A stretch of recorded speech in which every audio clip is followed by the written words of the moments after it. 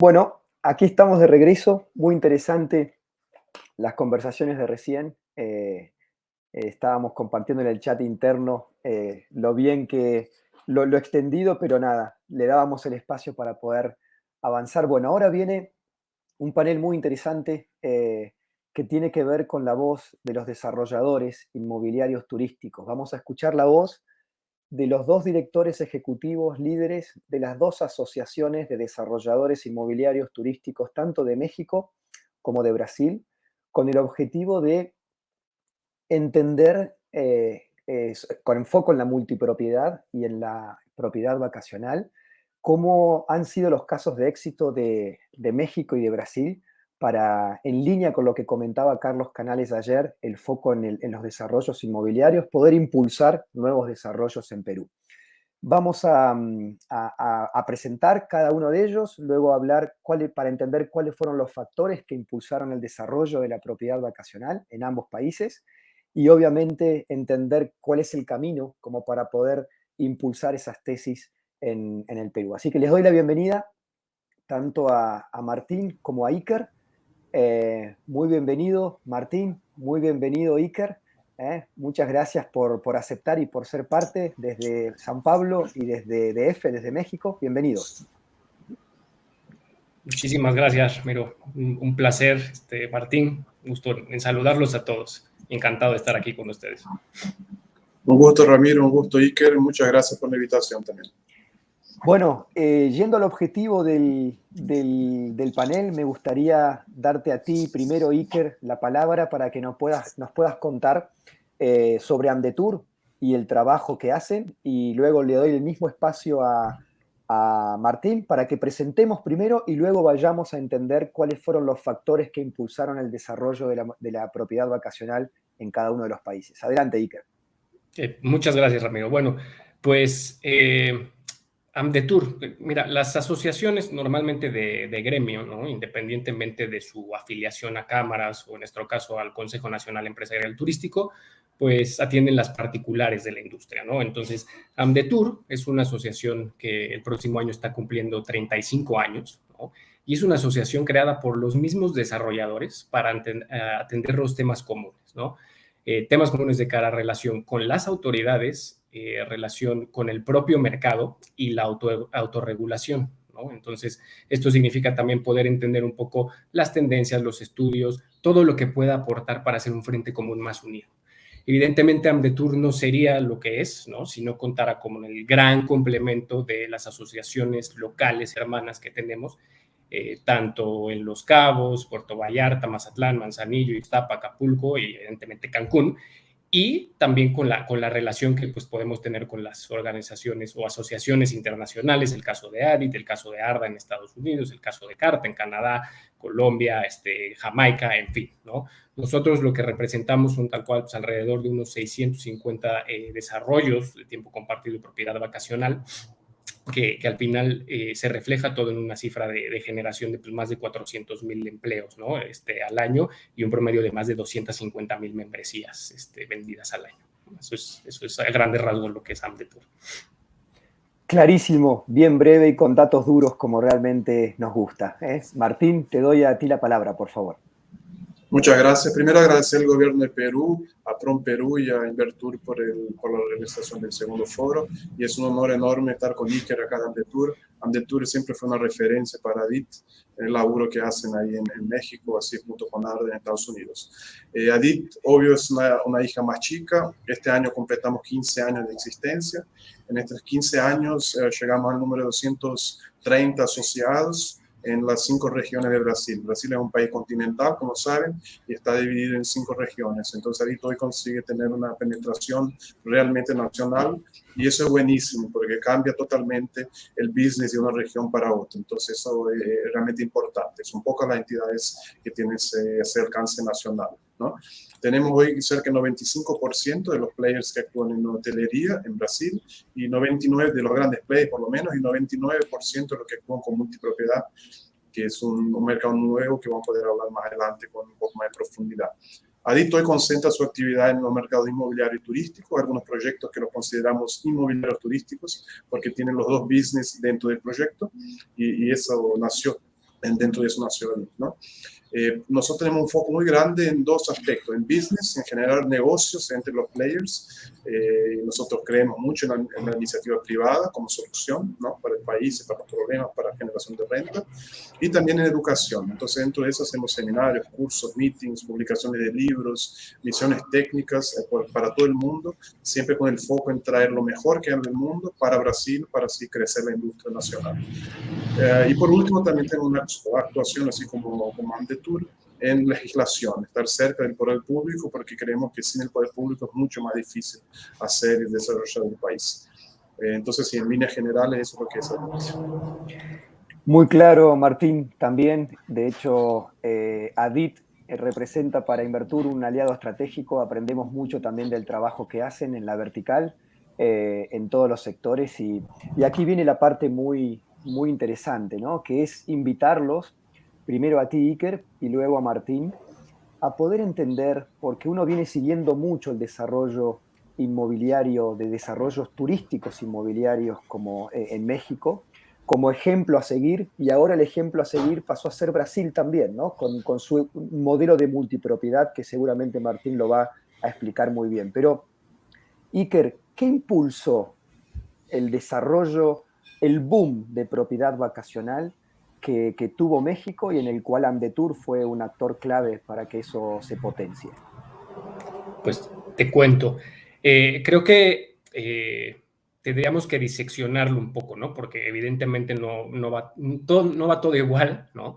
Y me voy a ir primero como de lo general a lo particular, ¿no? Entendiendo lo general como la parte del turismo, ¿no? Y lo que representa esto para México. Para la economía mexicana, este rubro aporta, digamos que 9 de cada 100 pesos, ¿no? Al Producto Interno Bruto, lo cual nos significa pues, alrededor de un 6% del empleo de los trabajadores remunerados activamente de parte del turismo. Entonces, si empezamos a segmentarlo y a enfocarlo un poco más dentro del tiempo compartido, pues vemos cómo está la industria, ¿no? Lo que vale. El mercado de tiempo compartido, que anda alrededor de los 20,000 millones de dólares, ¿no? Datos previos de la pandemia, anuales, esto es anual. De esos 20,000, 45,000, o sea, más o menos los 9,000 millones se venden en Estados Unidos, y en México vendemos alrededor de 5,000 millones de dólares, ¿no? Entonces, es decir que es un volumen equivalente al resto del mundo, ¿no? Y quitando Estados Unidos de la venta de propiedad vacacional, el último dato que tenemos, la lectura, es que las ventas estimadas de intervalos en desarrollos mexicanos, ¿no? Fueron cercanas a los 122,000 semanas, ¿no? Con los intervalos me refiero a las semanas fijas, la semana flotante, los puntos, los diferentes productos que existen, ¿no? Entonces, el sector donde está Amdetur, ¿no? Particularmente todavía más desgranado, es un negocio que pues sí tuvo un cierre importante con la pandemia, ¿no? Por ahí la incertidumbre, las proyecciones que se daban era de que iba a haber una recuperación, pero la realidad es que no se esperaba una recuperación tan rápida, ¿no? Y un regreso tan fuerte, ¿no? Y sobre todo también en el mercado de Estados Unidos, que si bien somos el socio principal, ¿no? Turístico, pues la lejanía y el riesgo de otras partes del mundo ayudó a que México tomara un papel fundamental dentro del sector particular, ¿no? Que México es el país número 1 tanto en calidad de la oferta, ¿no? Como en la calidad del servicio de tiempo compartido. Y aquí vienen los factores más puntuales que creo que han ayudado a que esta recuperación se esté dando tan rápida, ¿no? Principalmente uno de ellos creo que es la capacidad de reactivación ante los desastres naturales, ¿no? Y llamando desastre natural lo que puede ser una pandemia o cuando te toca el huracán, el ciclón, todos los posibles escenarios, ¿no? México reacciona siempre muy rápido y los destinos, principalmente de playa, pues tienen una capacidad muy rápida para reaccionar, ¿no? ¿Qué va generando esto y se vuelve aquí cíclico? Pues esto trae que se reactiven las fuentes de empleos, ¿no? Que se reactive la economía local, ¿no? Y que a su vez se genere una derrama económica, pues también mucho más fuerte, el tiempo compartido en sus diferentes formatos lo que nos da principalmente es el fomentar el turismo repetitivo, ¿no? Porque vas a tener a alguien que siempre va a acudir, ¿no? Las primeras personas que empezaron a activar después en este proceso de pandemia fueron los que tenían una membresía, ¿no? Entonces esto significa que vas a prolongar los días de estancia, ¿no? Vas a traer gasto en otras actividades y pues haciendo un comparativo, ¿no? La diferencia que te dan las ocupaciones, ¿no?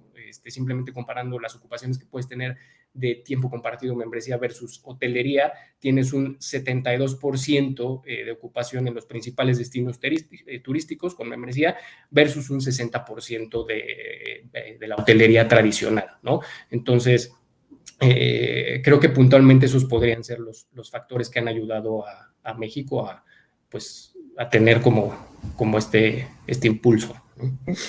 Y yo le agrego quizás uno, por la experiencia de haber conversado contigo en la previa, Iker, y también con Gerardo Rioseco, tu presidente, que tiene que ver con la cercanía de un mercado tan importante como Estados Unidos. Correcto. Y una propuesta, como bien dices, de valor muy genuina, muy acorde a lo que ese perfil de consumidor demanda, ¿no? Han sabido crear un producto y desarrollos inmobiliarios que satisfagan con un producto auténtico eso, ¿no? Corregime si estoy lejos de esa dinámica.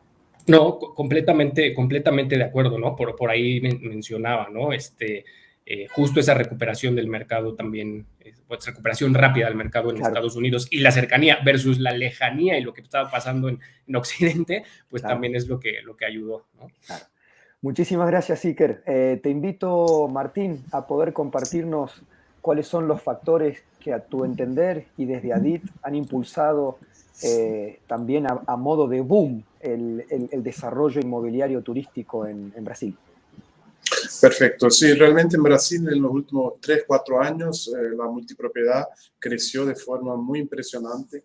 Gracias al trabajo de ADIT y también de diversos factores. Pero antes me gustaría solo, Ramiro, hacer una clasificación, porque Brasil tiene alguna diferencia en los términos, quizá por el idioma, por el portugués es diferente al español, ¿no? Acá nosotros básicamente llamamos tres cosas. Tenemos el timeshare, o el timesharing, que es básicamente la compra anticipada de diarias de hoteles, ¿no? Compras en volumen, ahí puede ser por punto, por semana, por diarias, con diversos productos que Iker comentó. Eso lo llamamos acá, una ley específica que reglamenta eso. Aparte de eso, tenemos lo que llamamos de multipropiedad. La multipropiedad es diferente porque básicamente es la compra real de un inmueble. Vos comprás definitivamente un inmueble que es fraccionado en el tiempo. Entonces vos podés comprar un cuarto de hotel y vos sos dueño de algunas semanas. En la ley brasilera puso que en lo máximo puede dividir un inmueble en 52 parcelas, que es correspondiente a una semana por año. Tenemos 52 semanas al año. Y ahí dentro de eso hay diversos productos. Producto de 4 semanas, producto de 2 semanas, producto de 1 semana, ¿no?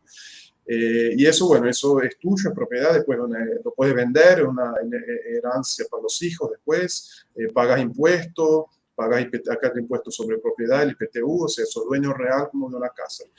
Y obvio también los costos también los dividís entre los otros propietarios, ¿no? Eso es lo que nosotros llamamos de multipropiedad. Y no es real estate, acá lo consideramos como un producto turístico, porque el precio no es equivalente a un precio de un departamento común, el precio es por las diarias hoteleras dentro de aquel complejo turístico.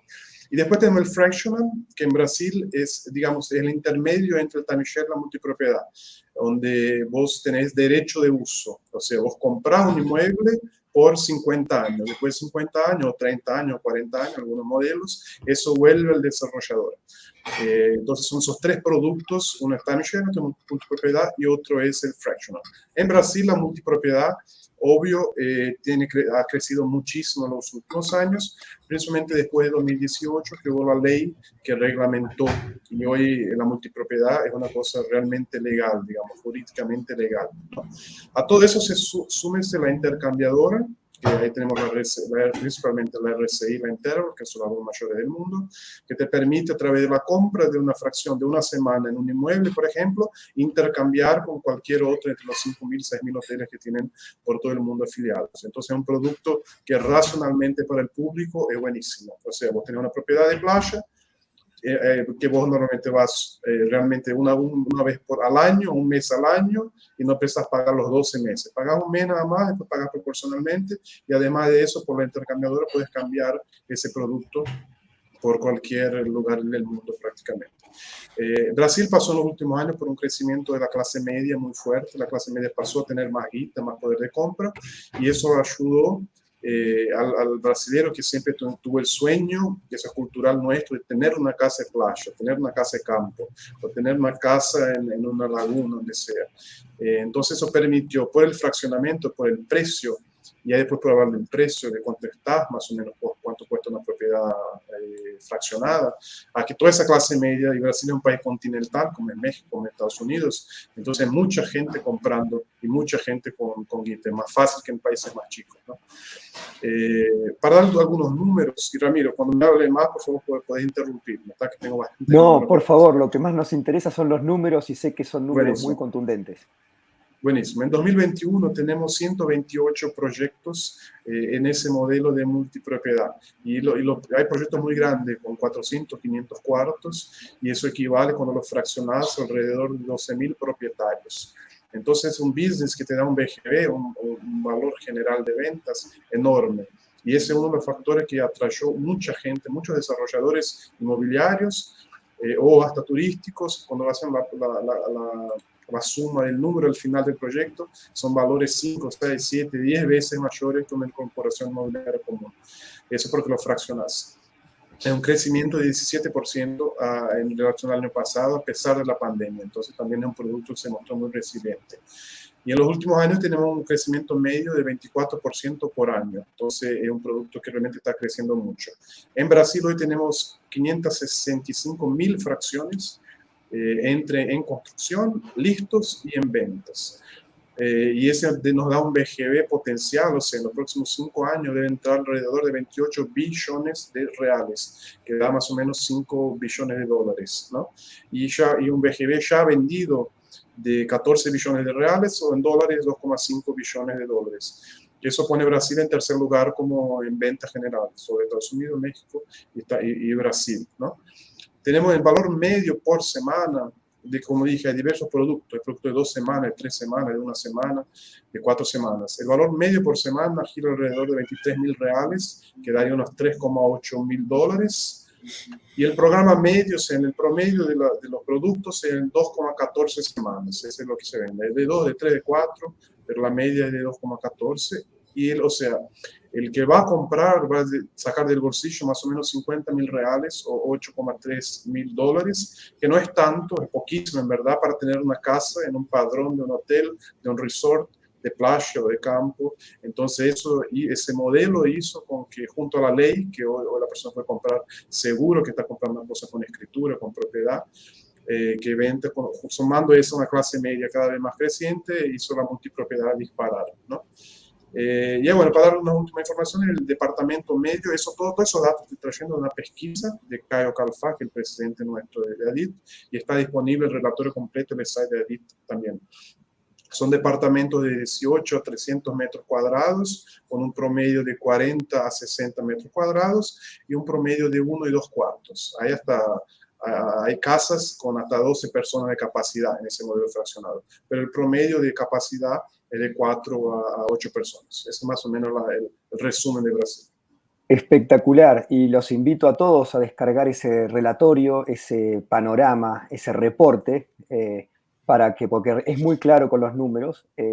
Por si no, Martín tiene padres argentinos, con lo cual por eso habla muy bien español, pero los que no entendieron bien, estamos hablando de 5.000 millones de dólares de venta en proyectos en desarrollo, en concreción y lo que se está vendiendo. Así que nada, estamos hablando de un negocio que hasta 2018 no tenía esos números, y el impulso de la ley, ahí viene la pregunta siguiente.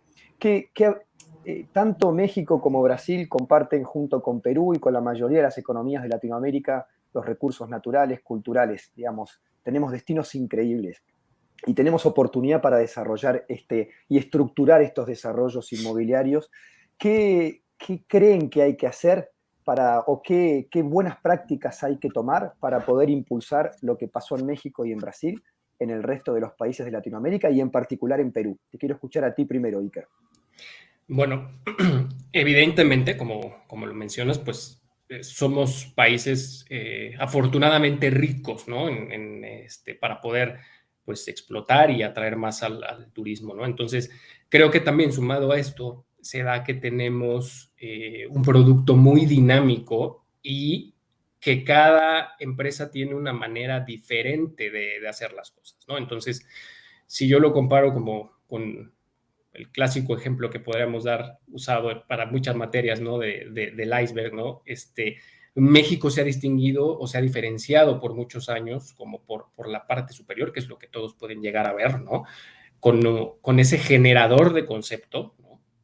También por ser un gran comercializador, ¿no? Y sobre todo por lo que mencionabas tú, Ramiro, antes, ¿no? El gran nivel de satisfacción del cliente. Pero abajo de eso, ¿no? E independientemente que todo tenga una construcción muy fuerte, pues está la parte de la legislación, ¿no?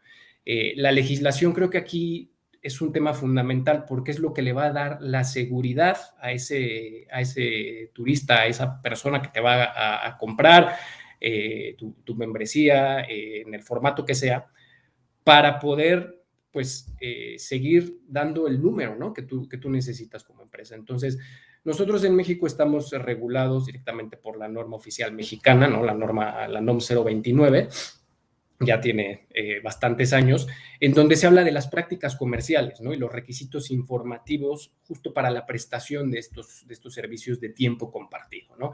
¿Qué es lo que ves aquí?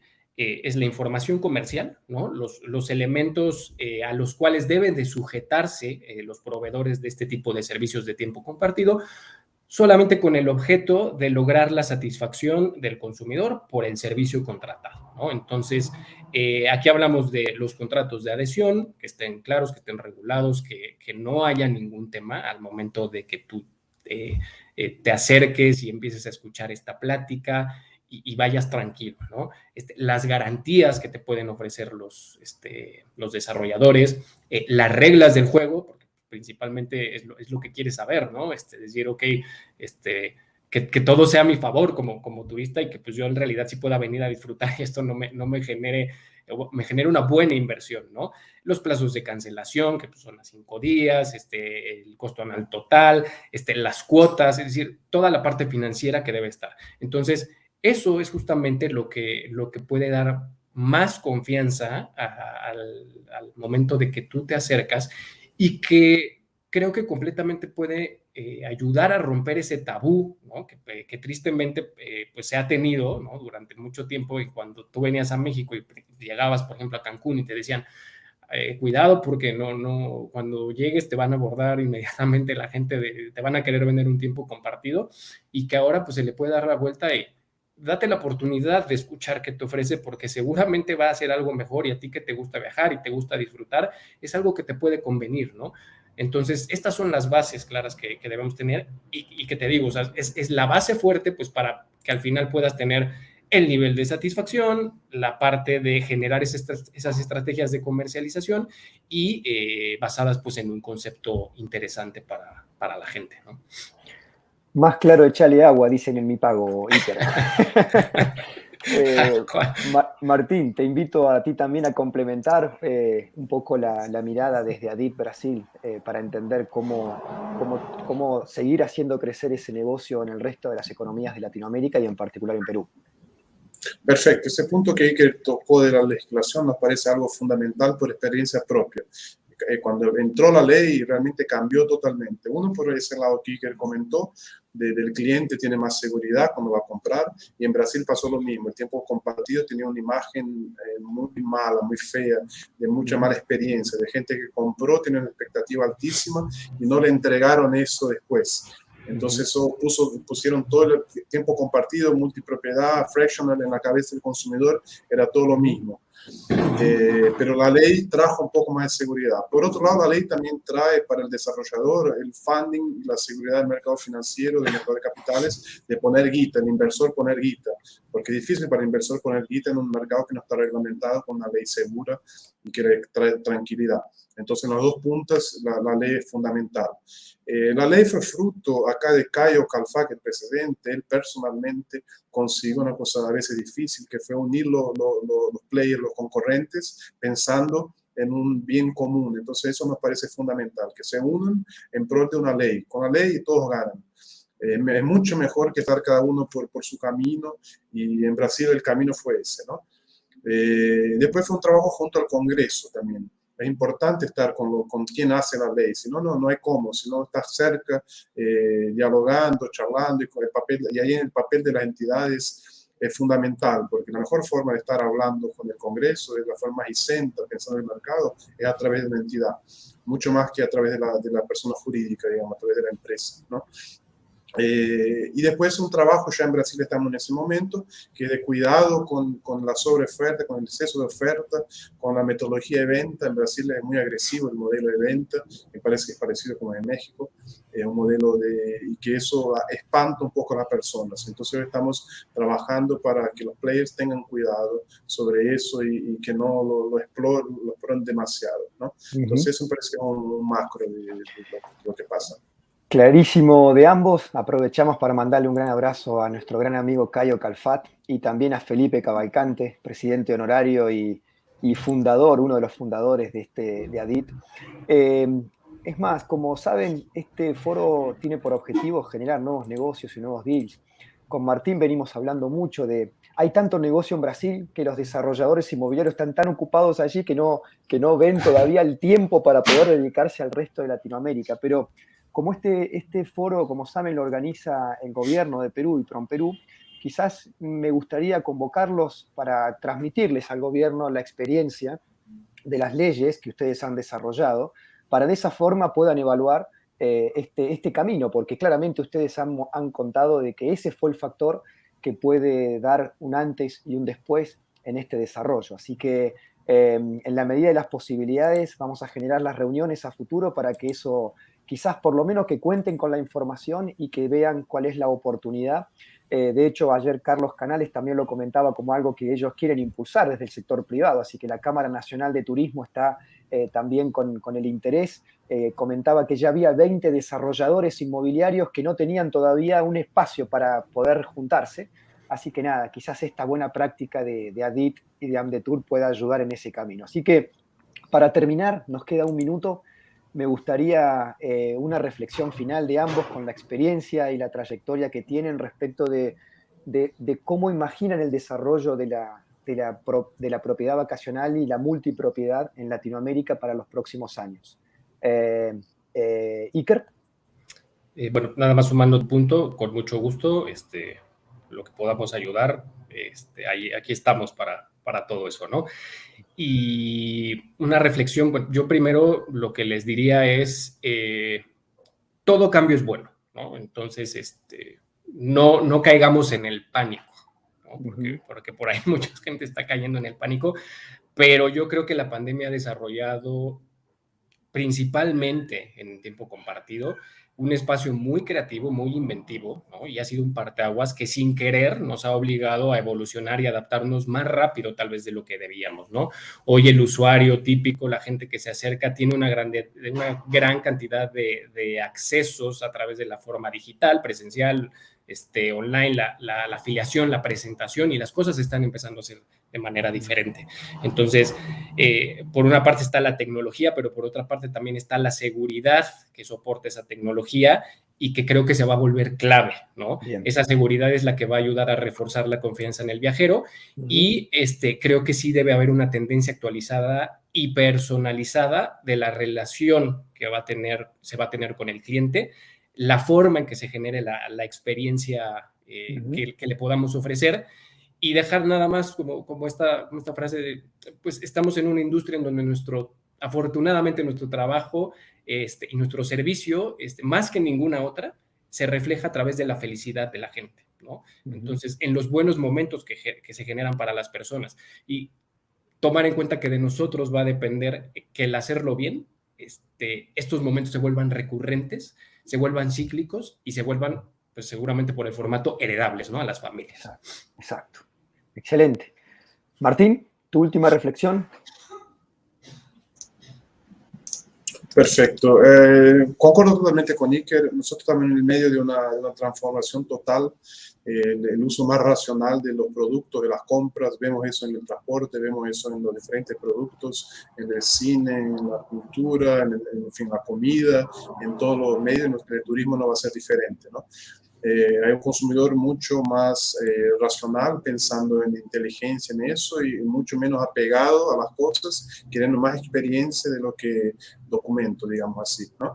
Yo siempre pienso, hoy los chicos que tienen 20, 25 años, de acá a 10, 15 años, cuando tengan 35, 30, 40, que van a tener guita para comprar y eso van a ser consumidor que va a cambiar el mercado, cómo va a ser totalmente diferente la forma de consumir. Basta mirar para los chicos de 20, 25 años hoy. Y la industria que no se actualice en eso, en los medios, en la experiencia, va a caer, como ya vimos caer grandes marcas en cualquier business. Entonces en la hotelería no va a ser diferente. Hoy la mayor marca del mundo, las mayores marcas del mundo, si no se ajustan, van a caer también y es rapidísimo. En 2, 3 años te vas al fondo. Entonces nosotros estamos muy atentos a eso, a cómo va a cambiar el nuevo consumidor, nuevos mercados, nuevos productos y principalmente nueva forma de trabajar, ¿no? Parece que ya se fue el tiempo de trabajar de forma antigua, arcaica, queriendo sacar la guita del consumidor lo máximo posible. Eso es un poco lo que tenemos acompañado. No tengo más que agradecerles mucho, Iker y Martín, por el tiempo que nos dedicaron, por los conceptos, por los insights respecto de cómo han impulsado el desarrollo en sus países. Y nada, muchas gracias por la oportunidad de conversar con ustedes. Muchas gracias. Gracias a ustedes. Un abrazo a todos. Chao, chao. Cuídense. Gracias, Martín. Un abrazo enorme.